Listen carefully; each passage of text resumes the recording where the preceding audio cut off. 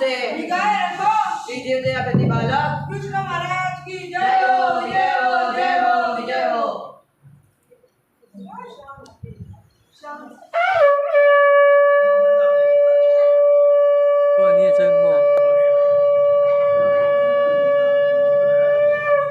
શુભટ આ શું થયું?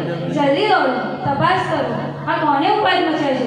શું કોઈ રાજા સેનાપતિ માટે તેના બે ટુકડા થઈ ગયા અને શંખ હાથમાં લઈ શંખનાદ કર્યો. માટે આપ નિશ્ચિત થઈ જાઓ. શું કહ્યું? ને મેં મારો શંખ લીધો? એમાં આવી પણ કઈ રીતે? ચોક્કસ એ મોટો થઈ ગયા પછી મારો 3 ખંડો રાજ્ય છીનવાનું કઈ તો ઉપાય શોધવું જ પડશે.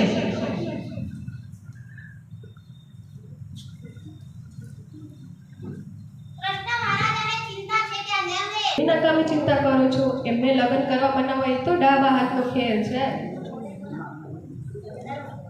તમે એમ લોકો ને તમે ને એમને સમજાઈ આવજો.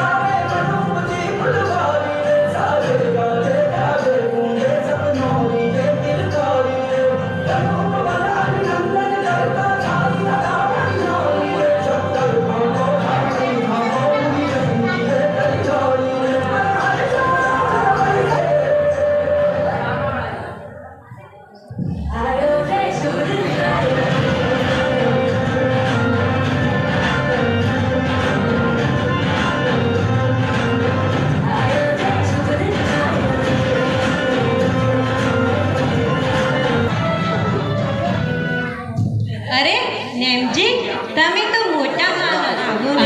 તમારી એટલી યાદ આવતી હતી કે અમે તમને મળવા તમારી પાસે આવી ગયા. અરે ભાભીજી, આપ મને શરમાવો નહીં. મારું તો આપને શું કામ પડે?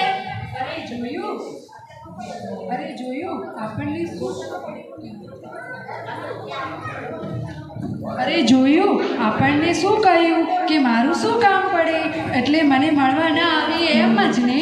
અરે ભાભીજી, આપ તો ઊંધો જ અર્થ લો છો. બોલો, શું કામ હતું મારું? અમે બધા કાલે જલક્રીડા કરવા જઈએ છીએ. તમને સાથે લઈ જવાના છે તો તમે આવશો ને? અરે જો ને કેવા મલકે છે, એ તો આવશે જ ને. એમ જી, હવે બહુ વાતો થઈ. પ્રિયવંતા હવે નહીં ચાલતા અને જલ્દી સમાચાર આપ. અરે રાજન, શાંત થાવ, શાંત. આપવા જ આવીશું ને સમાચાર તો. આજે મધ્ય રાત્રિએ જ્યારે બધા જ ગ્રહો ઉચ્ચ સ્થાન પર હતા, મંદ મંદ હવાની લહેરો વાતી હતી. બધી જ દિશાઓ એકદમ પ્રસન્ન હતી. અરે હું અહીંયા શું કામ આવી? એ તો ભૂલી જ ગઈ. બોલ.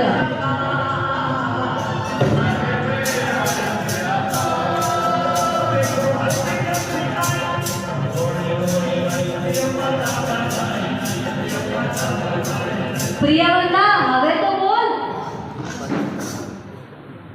જ્યારે બધી દિશાઓ એકદમ પ્રસન્ન હતી ત્યારે શિવાદેવી માતાએ સૂર્ય સમાન તેજસ્વી, ચંદ્ર સમાન રૂપવાન, સમુદ્ર વિજય રાજાના કુળને ઉજ્જવલ કરનારા, 3 લોકને પ્રકાશિત કરનારા એવા કહી દઉં.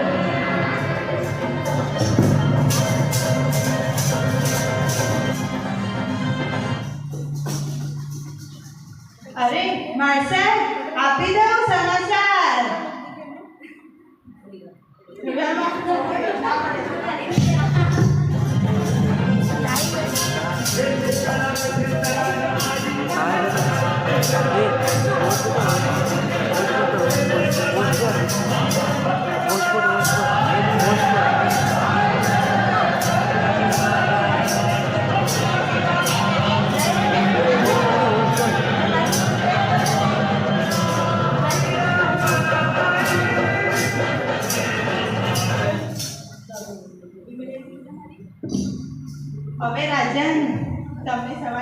આપી દઉં છું.